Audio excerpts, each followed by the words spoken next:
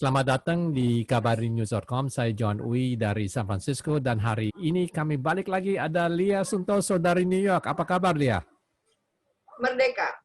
Baru selesai 17-an Dirgahayu Indonesia ke-75.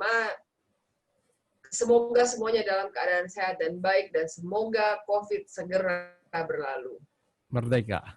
Mau tanya, kalau seandainya ada diaspora Indonesia yang ingin berimigrasi ke Amerika dan mau berbisnis, apa yang paling baik itu? Oke, kalau ini ya diaspora Indonesia mau berbisnis ya, intinya kalau pertanyaan itu kan itu terlalu bersayap ya. Jadi kita lihat berbisnis itu dalam arti invest uang gitu kan ya. Nah, Ya. dari what's the operation of law that could actually trigger a visa, apakah operasi hukum yang bisa menyebabkan dikeluarkannya visa setelah setelah investasi terjadi. Nah, ada beberapa prinsip yang harus dihitung ya, dalam arti begini, setelah perusahaan itu berdiri, sebetulnya apakah perusahaan itu bisa menyponsori orang tadi? Itu jawabannya bisa gitu loh ya. Jadi nggak harus semata-mata orang itu pertamanya datang mempergunakan non-imigran visa. Jadi misalkan ya, let's say ada EB1, EB2, EB3, EB4, EB5, don't count EB4. Let's say ya, somebody invest money to open a company, for example, yang sudah tadinya exist di Indonesia. Then if the person got transferred as a manager, tentu aja ada restriction lain-lain ya. Then you could basically come up as an EB1C manager, executive manager. Nah, tapi juga pertanyaan yang paling umum yang saya dapat dalam situasi seperti ini itu, misalkan ya, si A ini bekerja untuk si company B, misalkan begitu. Lalu apakah si company ini bisa bisa menyponsori si orang ini gitu, si B, company B bisa menyponsori si A begitu kan ya, mempergunakan labor apabila labor certification ya, proses itu lain lagi, nanti kita bisa ngomong itu hari lain. Nah, pertanyaannya adalah apakah si beneficiary itu harus sudah mulai bekerja untuk si company itu apabila ingin disponsori gitu? Jawabannya tidak. There is no such requirement. Cuma memang in reality adalah apakah mungkin company yang belum pernah you kerja dengan mereka itu bersedia menyponsori, kira-kira begitu. Nah, but that's like a big concept in general. Like now, tadi kan sebelum ini kita udah setuju untuk hari ini kita bicara supaya nggak kemana-mana. Tadi itu kan overview sedikit aja, dan kita hari ini akan bicara mengenai L-Visa ya. L-Visa yaitu intra-company transferees, gitu aja. Atau mau gimana, John? Saya rasa let's go into L-Visa, nanti kita bisa sambung dengan yang lainnya. Oke. Jadi, itu ya, Amerika Serikat itu, karena kan tadi kita ngomongin investasi. Nah, salah satu bentuk yang paling umum itu adalah investasi mempergunakan visa L. Gitu. Nah, visa L itu apa sih? Jadi kalau misalkan if you want to Google is a very powerful tool if you know what you're looking for. So you can Google and then you basically can put in 8 CFR section 214.2 dalam kurung L gitu ya. Nah, jadi under section 101A15L of the Immigration and Nationality Act or 8 CFR 214.2L itu orang yang sudah pernah udah pernah bekerja for a particular foreign company in the past 3 years dan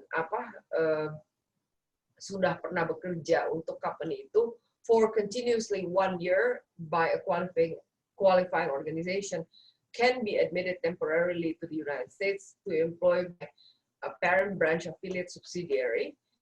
Kalau misalkan orang tersebut bekerja dalam managerial atau executive capacity atau dalam fungsi specialized knowledge, kira-kira begitu. Nah, itu di mana jadi nanti si company-nya itu bisa nanti menyponsori orang itu, dan after you establish the need, then after you establish the need and the job, then they could basically petition. Kira-kira sih gitu aja. Itu orang tidak perlu kerja 1 tahun sama perusahaan, seandainya perusahaannya di Indonesia, bukan?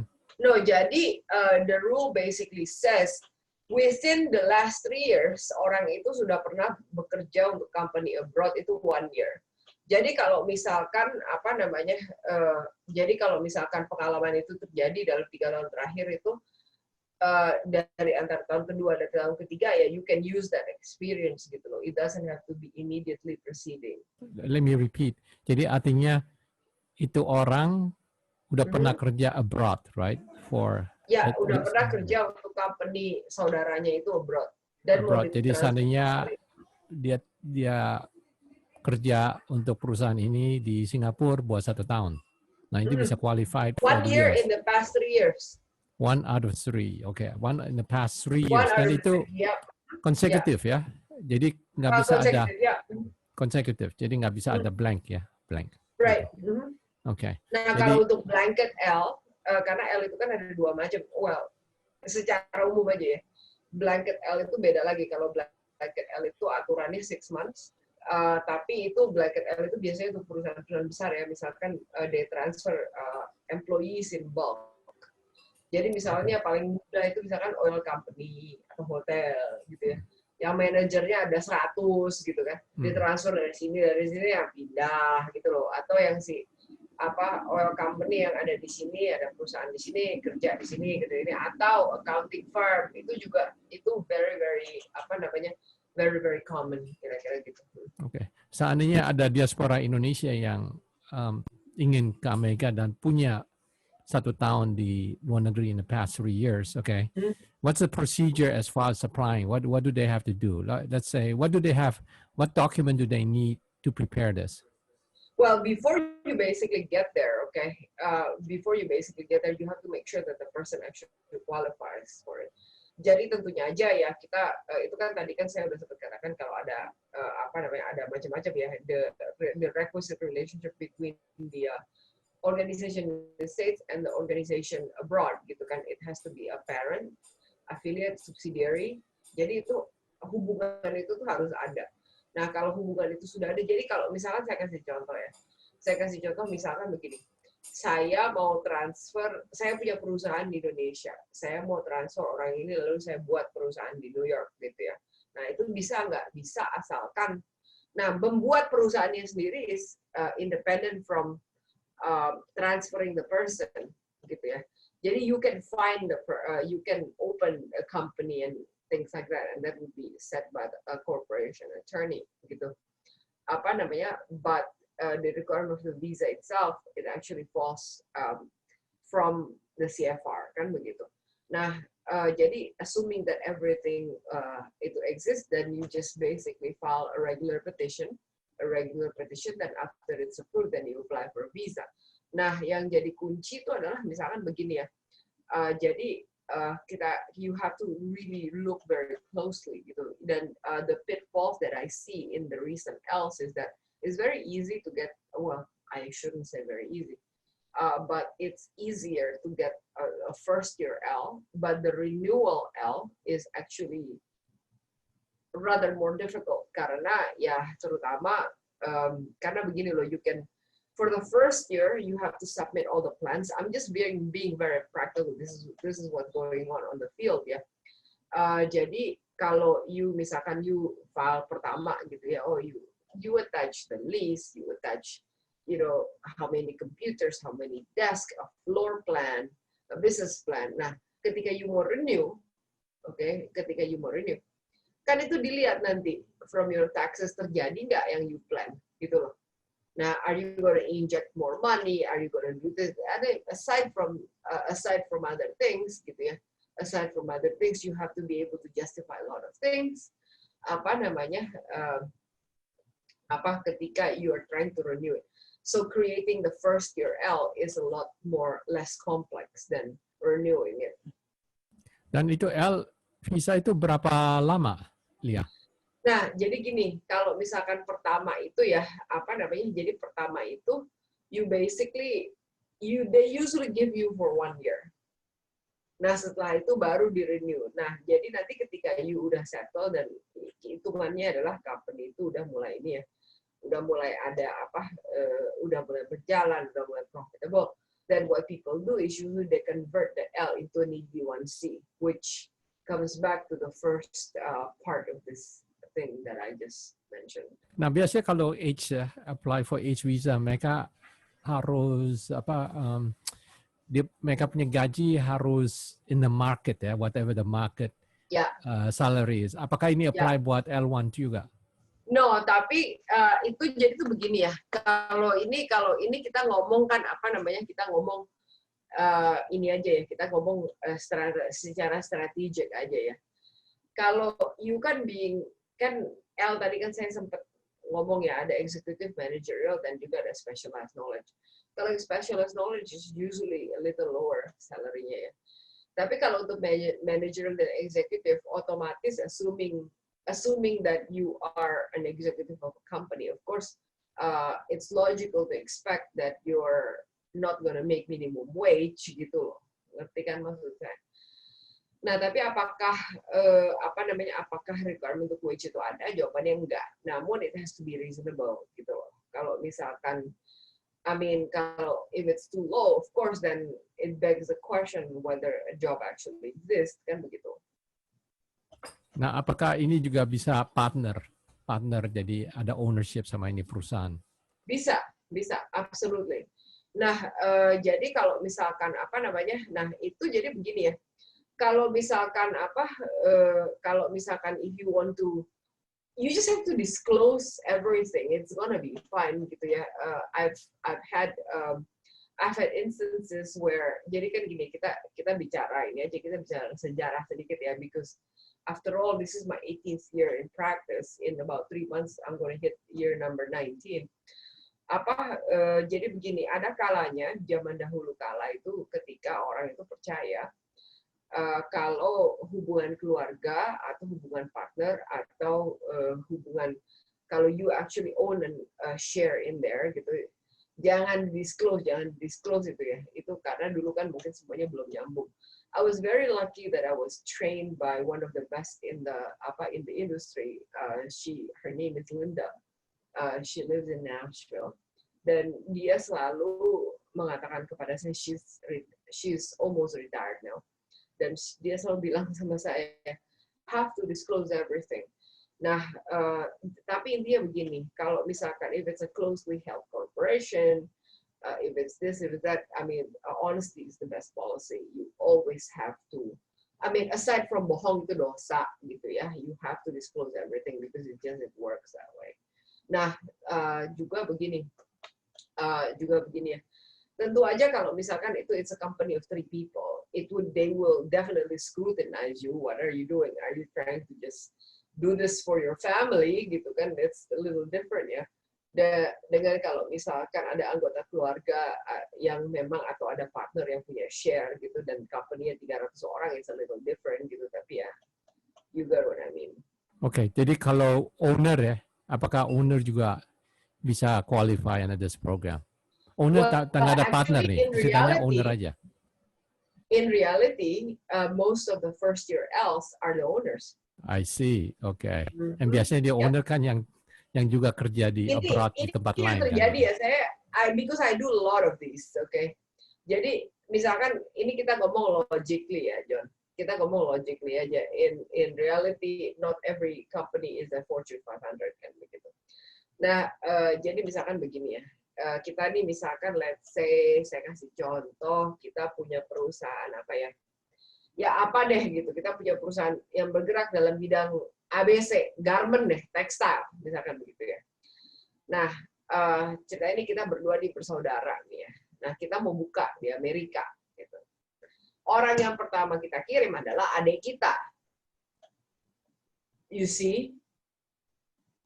Instead of employee yang oke lah kalau misalkan udah 40 tahun kerja, it's different ya. Misalkan a major garment company from Indonesia wants to open a company here gitu ya.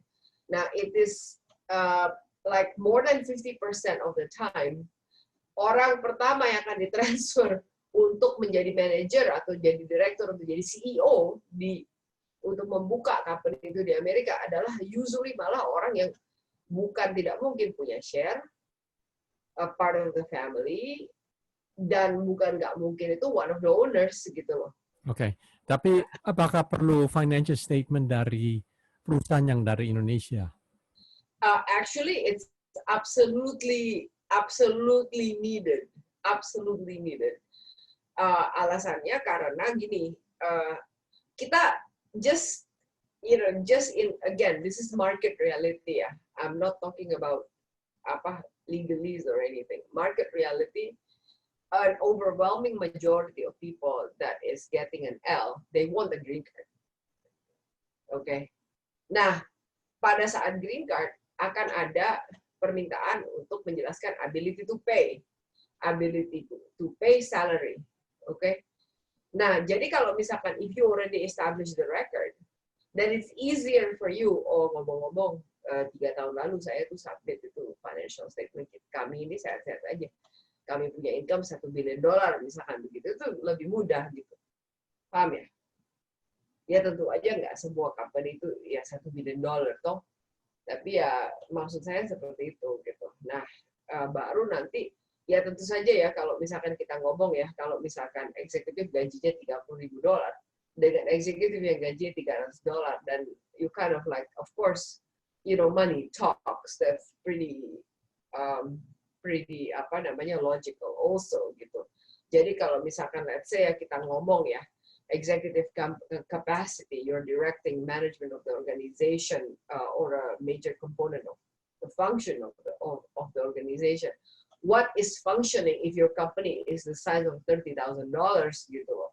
Whereas if it's a $3 million salary, is a different, you know, when you say, okay, the CEO must be guiding the goals and policies of the organization component or function, gitu kan. Dan you understand. Paham maksud saya, John, ya? Semua itu ada proporsinya dan nanti it will be looked at in the totality of the circumstances. Tapi biasanya kalau owner dari company ya, biasanya tidak punya, mungkin mereka nggak put salary on their own because they own the company.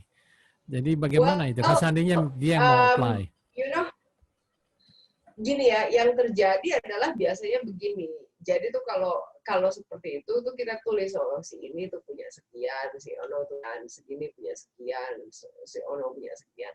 Nah nanti ya ditulis aja seperti itu. Nah kalau misalkan sampai tidak ada salary, okay, maka ya dia dapat dividen berapa ya show me the papers gitu. Seperti itu. Karena pada saat proses green card, you have to prove ability to pay. So however you go around it, you'd better deal with it now. Gitu loh. Oke. Okay.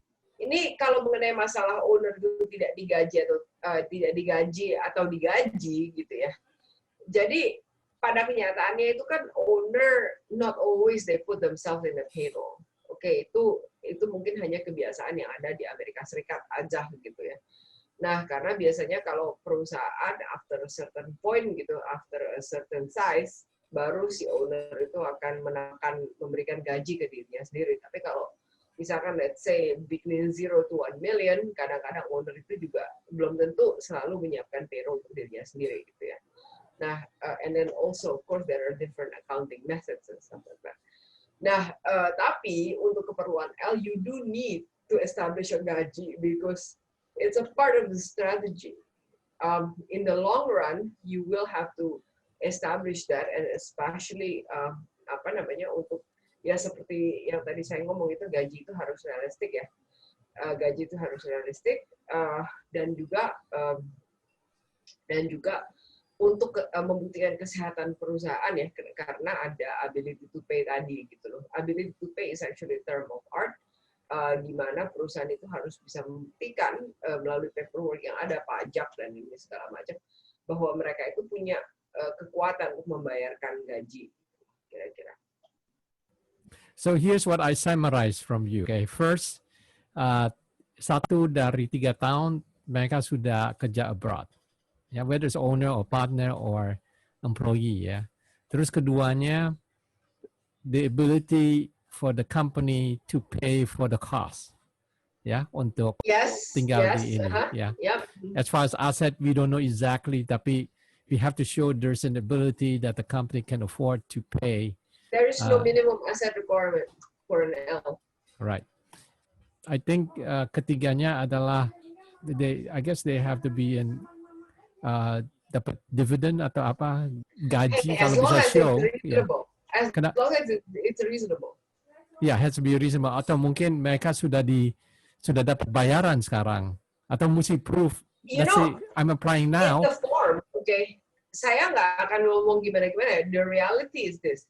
When you file the petition, there is a column that asks for the salary, okay? Jadi kalau misalkan nanti akunting di dapurnya itu, oh ya si A itu harusnya dapat misalkan dividennya $500,000 gitu ya. Nah, anggap aja 100.000-nya kita rubah deh jadi gaji, gitu loh. Gitu. Okay. Karena ada itu, kolom gaji itu ada. Ya, walaupun di Indonesia seandainya mereka tidak stated that $100,000 atau $500,000 are salary, hanya dapat bisa lihat hanya untungnya 500.000 gitu. Nah, so that's exactly what I just said gitu ya. Ada dividen, ada ini, ada itu. Nah, pada kenyataannya the salary is needed because nanti tuh ke ujungnya tuh akan terus begitu gitu. Which mean, are you saying that if it's 500,000 profit, then they say that 100,000 or 500,000 is their salary, walaupun tidak dalam payroll, that's okay. It has to be in the payroll. It has to be in the payroll. Jadi, okay, how long does it take to get the L1 visa? Right now, I'm not too sure with the COVID. Ya, biasanya sebelum COVID apa? Sebelum COVID. Ya, 2 weeks lah ada premium processing. Kan ada premium processing. Oke, biasanya 6 bulan, setahun, kira-kira? No, 2 minggu. 2 minggu? Kan premium processing. Oh, oke. 2 minggu bisa di-apply to approve? Ya. No kidding. Wow. No, EB1C nggak bisa di premium ya. EB1C itu nggak bisa di premium. But the issue is not that gitu. Kita balik-balik ke situ tadi ya. Let's say nih ya, kita kan tadi pakai contoh itu kita bersaudara bertiga kan, John, Lia, dan si Ade satu ini ya. Si Ade ini mau kita kirim ke Amerika buka perusahaan garment, ceritanya di New York City, di Garment District gitu ya. Nah, tadinya nih kita untung misalkan kita punya uang 100, John sepertiga, saya sepertiga, si Ade sepertiga loh. Nah, di Indonesia nih, selama ini si Ade ini kan nggak pernah kita gaji gitu ya. Karena ya udah deh, gini kita akhir tahun kita ada untung 100, kita kasih sekian kita bagi gitu kan. Misalkan seperti itu. Nah, atau misalkan pembukuannya kan kalau di Indonesia mungkin bentuknya beda ya. Ya udah deh tiap bulan you take an advance of 100, saya ambil 100, si Ade juga ngambil 100 misalkan begitu gitu ya. Nah, mungkin aja di Indonesia itu pembayaran dividennya sekian gitu ya. Nah, nanti ketika di sini itu sebaiknya di-convert menjadi gaji gitu loh. Jadi kalau misalkan let's say ya, proyeksi tahun depannya let's say untungnya $2 juta, ya udahlah si Ade kita kasih advance sekian gitu loh. Anggap aja itu dihitungnya gaji. Yang per bulan itu dianggapnya gaji, bukan pembagian untung. It's a difference of just labeling the thing. I see, got it. Okay. Ngerti ya? Ya, jadi ada restriction dalam industri atau it could be any industry? Well, no, there is no restriction in any industry ya. Yang lebih penting itu adalah fungsionalnya seperti apa. Misalkan managerial capacity itu apa, executive capacity itu apa, dan specialized knowledge itu apa, kan gitu ya. Misalkan ya, kalau managerial capacity apa? You have to manage, okay? You have to supervise. You have the authority to hire and to fire. And then you exercise a wide latitude of intinya ada day by day decision. You nggak usah telepon you punya bos, halo, permisi, gitu loh, ngerti ya? Nah, kalau eksekutif itu apa? Kalau eksekutif itu lebih kepada you direct where the function is going and you create vision and establish the goal, and then whatever it is, then you just basically literally report kalau misalkan lebih besar lagi ke para pemegang saham gitu ya. Nah, kalau specialist knowledge itu agak beda. Itu specialist itu paling mudah itu contohnya begini ya. Misalkan let's say ada perusahaan mobil gitu ya. Atau ada perusahaan mainan gitu ya. Nah, misalkan tiba-tiba mau produce di Amerika begitu. Nah, lalu jadi ada ilmu yang diajarkan di sana, lalu itu dia jadi kayak semacam transfer teknologi ke sini, misalkan begitu. Kalau dalam hal contoh sederhananya ya, misalkan ya, ada orang penjual bakmi, misalkan di Indonesia kita nggak bisa pakai bakmi lah. Saya ngomong begini karena mie Medan tuh emang enak banget kan begitu. Nah dia tuh datang ke sini untuk ngajarin orang-orang di sini gimana caranya bikin mie Medan gitu. Kan itu specialized knowledge. Di mana itu ada specific knowledge about the product, services, research, equipment, techniques, and everything else gitu. Yang orang di sini tuh mungkin nggak ngerti, harus diajarin sama orang ini gitu. Bakmi is a bad example, but it's a... Pesan terakhir dari Lia apa? Kalau pesan saya sekarang ya, semoga aja COVID ini cepat berakhir, karena saya juga sudah sering banget ditelepon orang, Bu, embassy kapan buka sih? Gitu ya. Nah, itu kan saya nggak bisa jawab tuh ya. Jadi, pesan saya yang sekarang adalah kalau misalkan if you really wanna open a company atau bagaimana, this time maybe a good time, ya. Karena kan semua orang lagi nggak terlalu nggak terlalu fokus ke situ, jadi mungkin you would be able to get like mungkin applicant nih nggak banyak di dalam logika saya seperti itu. Jadi ketika you mau bikin begini, I mean I'm pretty sure that the US government would be very welcoming towards investors and things like that, considering what's going on with the economy right now. Thank you Lia untuk memberi informasi mengenai L1 ya. Dan untuk pemirsa Kabari, jangan lupa untuk subscribe Kabari Video ya, YouTube, Kabari YouTube. Dan jangan lupa juga satu lagi untuk daftar di kabarigratis.com untuk mendapatkan majalah gratis dari Kabari.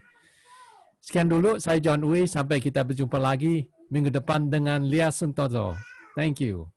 Thank you.